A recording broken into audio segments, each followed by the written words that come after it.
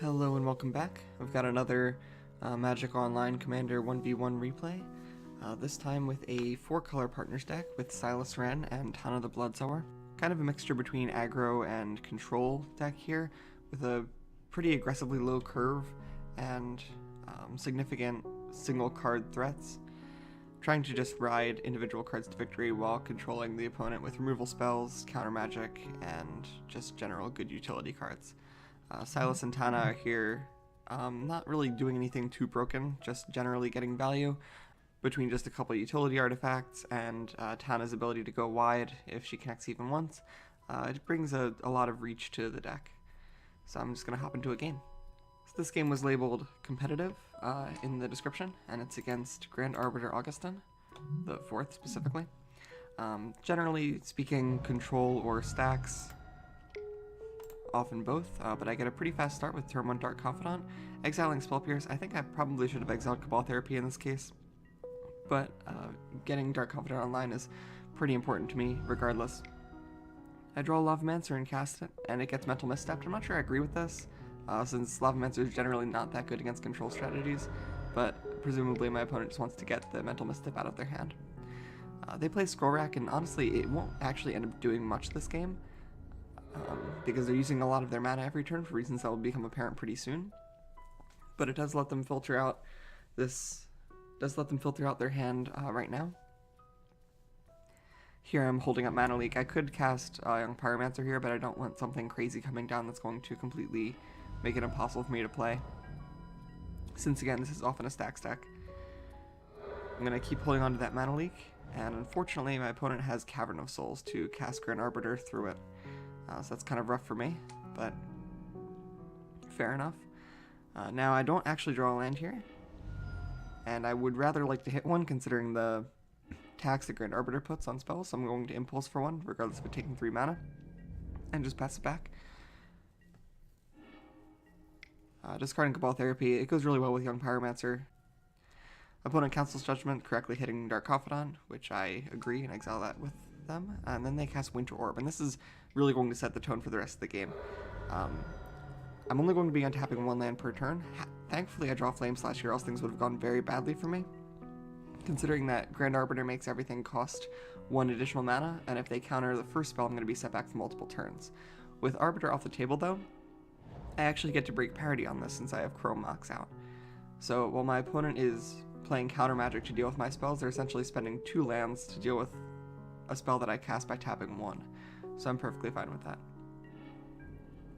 Now I'm going to pass and just continue holding up Mana Leak. I don't want any further things to come down that will allow them to break parity if it was like a 3 mana rock or something.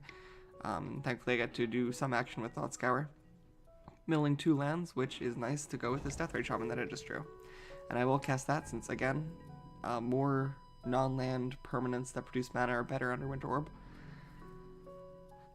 My opponent has a lot of mana open now, which is a little bit scary. I'm going to Sign and Blood to try to hit another land to counteract the one that I tap. Unfortunately I don't, so I'm forced to just pass turn here in order to keep Mana Leak up. Discarding Flame Tongue Cove is kind of nice because I have Animate Dead to make it cost less mana. And here you can kind of see how nice the extremely low curve of this deck is to fight something like this. I can actually cast 1 or even 2 spells a turn despite the Winter Orb in place. Opponent's Supreme Wills, I try to fight back with Mana Leak, and unfortunately they have days for that, so that's kind of nasty since they get to make another land drop, and I of course can't resolve Tana, which would have been a ton of pressure. Here's where things get a little bit more serious, where my opponent plays Static Orb, and this is awkward because now my permanent mana sources that aren't lands, I can only untap 1 of them per turn, and I can still only untap 1 land, so I'm going to be untapping 1 land and 1 permanent per turn. Whereas my opponent essentially only gets to untap 1 land because of Winter Orb. So I'm still ahead in that regard, but it does make the game a lot slower. I cast Bloodbraid Elf just to try to hit some value and put a little bit of pressure on them. I get Reanimate for Young Pyromancer, and this is kind of cool under Static Orb because it means that every spell that I cast pings them for 1 damage. Despite the fact that it'll stay tapped, I can still hit them with the Elemental once. You can see that they sort of do a Desperation Scroll Rack here, which is an interesting choice since they will have to tap a land that will be their only land to untap. and they hit a Mox Diamond, which is very nice for them. It allows them to keep pace with my Chrome Mox / Deathrite Shaman. At this point, I tried to cast Diabolic Intent, and the plan here is to get a Braid, which I successfully do. And if I'm allowed to, I will end of turn Braid their Static Orb, which will put a lot of power on the board and increase my clock a lot. So that's what I'm going to try to do here. Unfortunately, my opponent has Mana Tithe for it, which I can counter with this Mental Misstep that I've been holding for quite a while, making another token. And unfortunately for me, they have Muddle the Mixture as well, tapping me all the way down. At this point, they're at 13 life. I'm going to start untapping my creatures and just hitting them. If they are being forced to counter my spells for this long period of time, which they have been doing, they're now down to 1 card in hand and pretty low on mana. So if I can just pressure their life total enough, I might be able to get there. And Deathrite Shaman's going to make that a lot easier, taking them down to 6 life.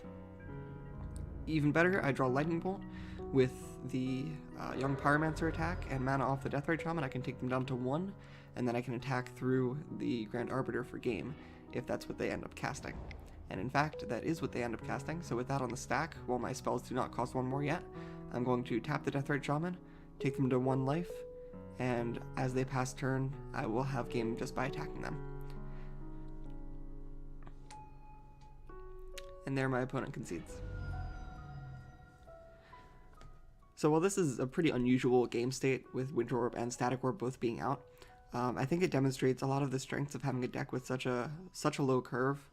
As you saw earlier, my deck has a ton of 2-drops, a ton of 1-drops, and is just generally interested in going under whatever my opponent's doing, countering their large, expensive spells with cheap removal or cheap counter spells and cheap card advantage.